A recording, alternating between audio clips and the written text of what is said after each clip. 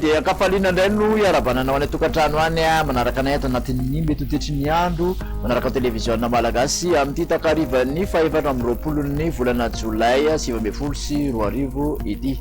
raha ny mandrafitra ny mety tetry ny andro dia mbola mibahan-toerana hatrany alohan'ny alizay raha hoan'ny rapitsy manokana zany somary mangatsitsika manerana ny nosy ahitana fidinany kosa raha mikasika ny maripana hoan'ny ambany indrindra raha ny any amin-dranomasina indray no resahana kely dia amin'iny morotsiraka manamorona ny faritra avaratra sinanan'ny nosy iny no somary ahery ary hoavoavo ny onjy-dranomasina tokony tandrona araka izany any mampiasa ny ranomasina amin'iny toerana iny mikasika ny tsodrivotra kosa ho mafy ny fitsokony rivotra ho an'reto faritra manamorona ny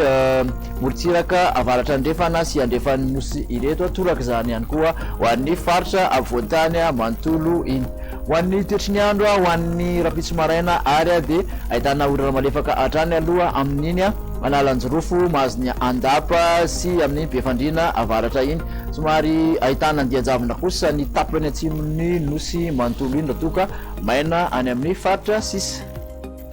dia somary andrandraona ny andro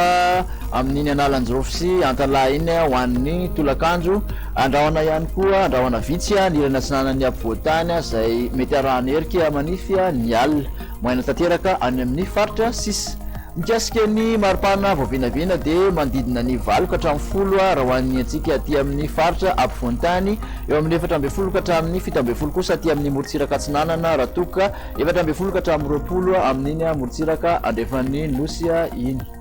raiky amin'ny 30 degré celsius ny maripana ambony indrindra dia tazana zany any amorondava mahazo an'ny mahiva tanàna sy mahajanga iny ka hatrany amin'iny antso iny mandidina ny 20 ka hatramin'ny 9 kosa raha aty amin'ny faritra avoantany eo amin'ny 13 ka hatramin'ny 14 aty amin'ny morotsiraka atsinanana raha toka 17 ka hatramin'ny 1 kosa any amin'ny morotsiraka andrefan'ny nosy mikasika ny toetry ny andro ho an'reto tanàn-dehibe telo ivelan'ny Madagasikara reto indray dia ipandeha mandrahona sy ny masoandro raha ho an'ny Johannesburg sy Nairobi ibalika tanteraka kosa ny masoandro raha ho an'ny Paris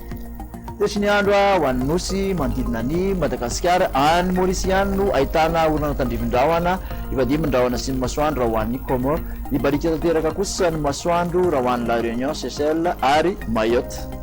dia izay indray no masaka azona toetranao tamin'ity an'io ity fa manasana ho hatrany anaraka ny fandaharana veloma tompoko